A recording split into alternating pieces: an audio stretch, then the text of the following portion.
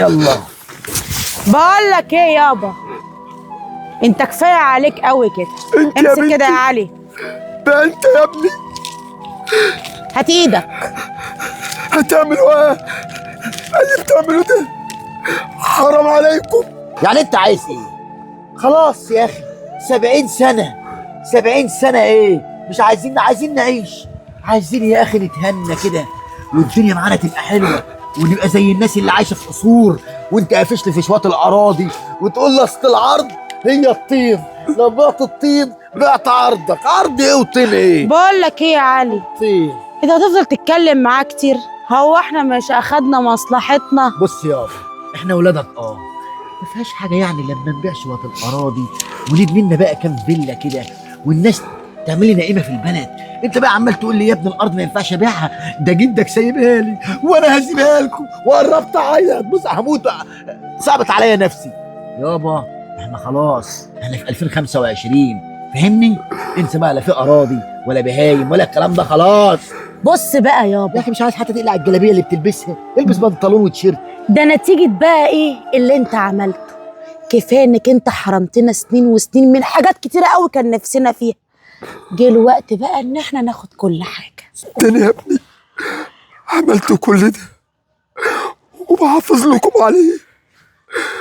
كنت بجوع وباكلها ببصلة عشان احط القرش على القرش واعمل لكم مستقبل.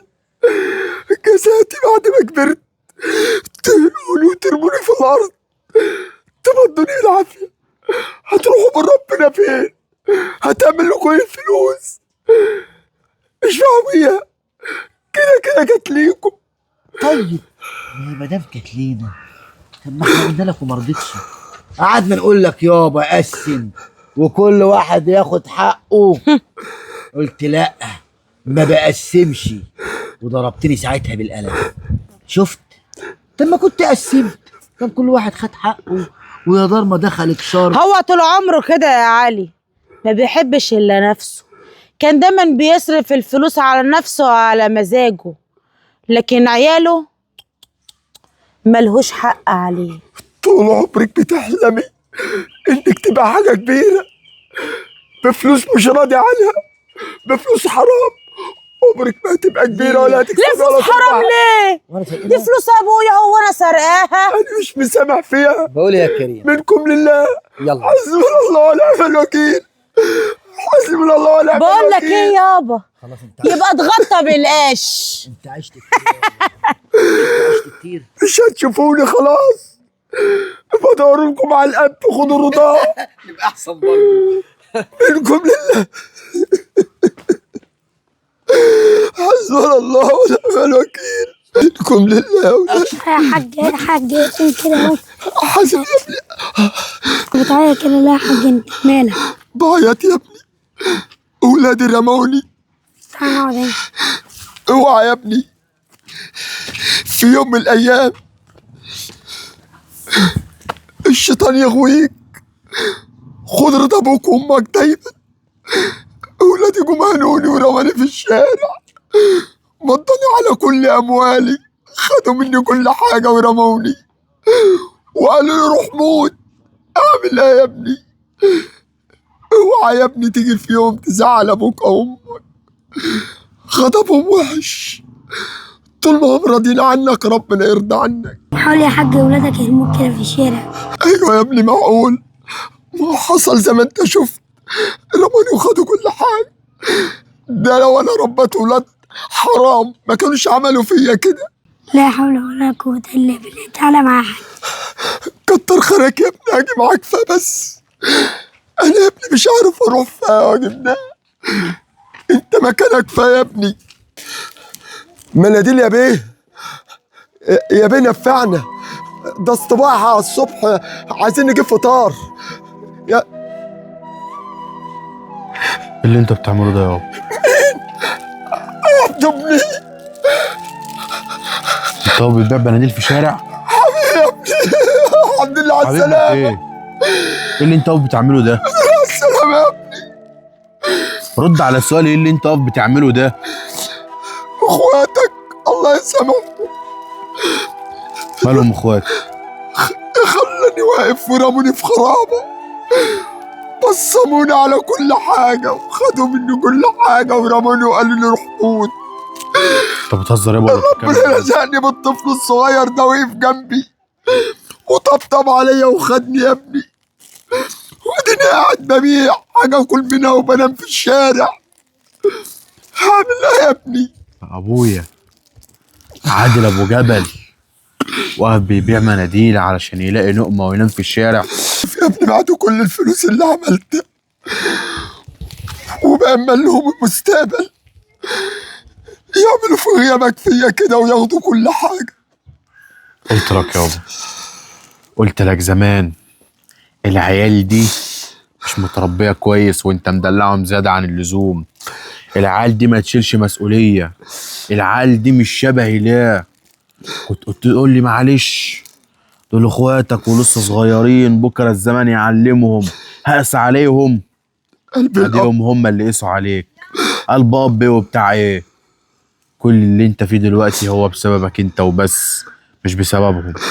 انت اللي غلطان من الاول، انت اللي سبت الحبل سايب لعيال ما تستاهلش. فدك بيه بقى اللي انت عملته؟ كنت بقول بعمل الصح، كنت بقول بعيشهم عيشة كريمة،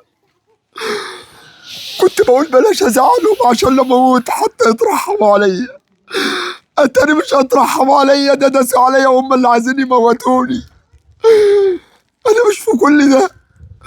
المهم انا اعمل ايه واروح فيها؟ المهم ماليش دلوقتي حد. يابا ان كل ده حصل في غيابي، انما انا رجعت واللي حصل انا هصلحه. يلا خلاص هات يا الطفل ده معاك، نعم. هات الطفل ده معاك. ايوه عشان ده خير عليه، هو اللي جري وفوقني. طب يلا يابا. قوم يا ابني تعالى قوم. ابا ايوه يابا. عبدين وانت كمان. ايه ده؟ ايه يابا؟ ايه يا عبدو؟ الحمد لله على السلامة. الحمد لله على السلامة. الله يسلمك. بقى هي دي بقى الامانه اللي مأمنك عليها انت واختك الحربايه من زمان. من زمان وانا بقول لابوكم يشد عليكم، بس كان بيقول لا، عيال صغيره وخلوهم يتدلعوا ويعيشوا حياتهم. وانا بعمل لمين؟ ما انا بعمل كل ده ليهم علشان خاطر يبقوا مبسوطين. يجوا انتوا في الاخر وترموا ابوكم اللي كبركم وخلاكم زي الشحوطه في الشارع. بقى هو ده اللي كان مستنيه منكم؟ هو ده رد الجميل؟ يا عبدو انت فاهم غلط. انت فاهم غلط والله. كل بس الموضوع ان احنا كنا عايزين يعني كل واحد فينا يبني له بيت يستقر يعني. وابوك مش راضي يدي لحد حقه خالص، ويقول لك الارض والطين هي عرضك وما ينفعش تبيعها. وبصراحه احنا تعبنا بقى، زهقنا يا اخي، عايزين نعيش. صح. عايزين زي الناس ما عايشه حوالينا اهي. نعمل ايه يعني؟ اشمعنى انت يا عبدو يعني تعيش حياتك ومقضيها يا اخويا سفر بره وسفر جوه واحنا اللي قاعدين هنا؟ اشمعنى انت يا اخويا تبني مستقبلك واحنا برضو ما نبتديش ليه مستقبلنا؟ عشان الكبير، والكبير هو اللي بيتدلع، هو اللي صح. بياخد كل حاجه. ابوه هو اللي دلعه. صح يابا. لا مش عشان اللي متدلع، علشان خاطر انا اللي طلعت وشقيت وتعبت وعملت فلوس زي اللي ابوك عملها، علشان خاطر اكبر ويبقى ليا اسمي وليا مكانه في المجتمع، مبقاش عايش عاله على واشمعنى انت الراس. احسن مننا في حاجه؟ انا مش عايز امد ايدي لان ابوكي لسه عايش وموجود. مش انا اللي امد ايدي عليكي، هو اللي يربيكي. انتوا اخترتوا ان انتوا تاخدوا مصروف منه، والراجل اللي كنت بتاخدوا المصروف منه هنتوه وقلتوا من كرامته ورمتوه في الشارع. مفيش كلام طبعا يتقال، صح؟ الكلام ليك انت، الكلام ليك انت يا راجل يا محترم، يا اللي قبلت على نفسك ده. واحد مكانك كان باللي في رجله واداهم على وشهم، ما كانش اتكسر قدامهم وبان ضعيف.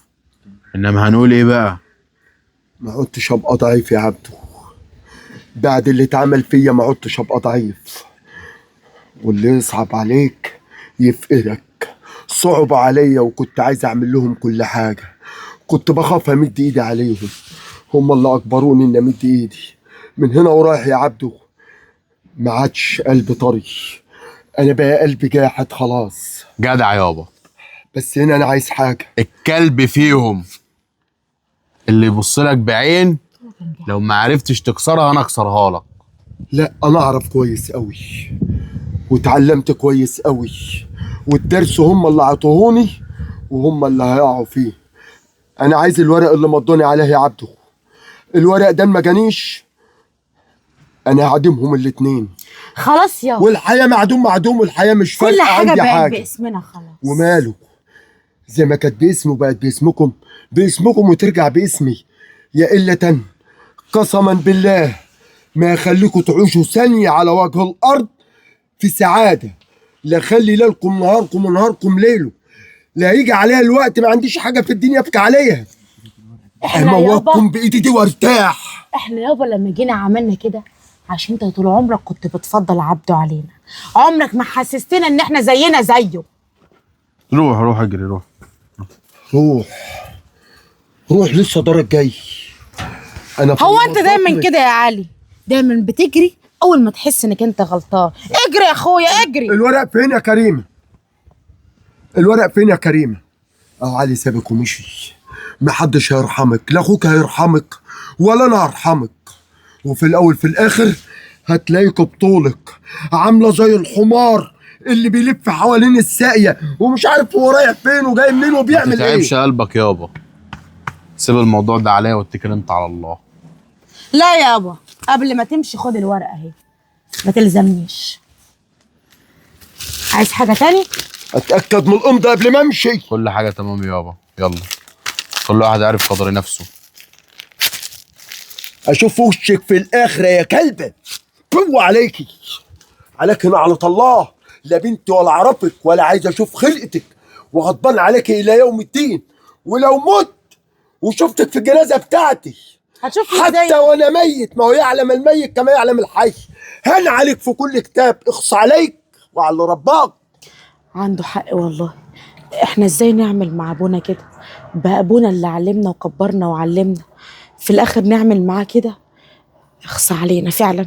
وانت يا علي لما اشوفك بس دايما بتجري كده في النصايح،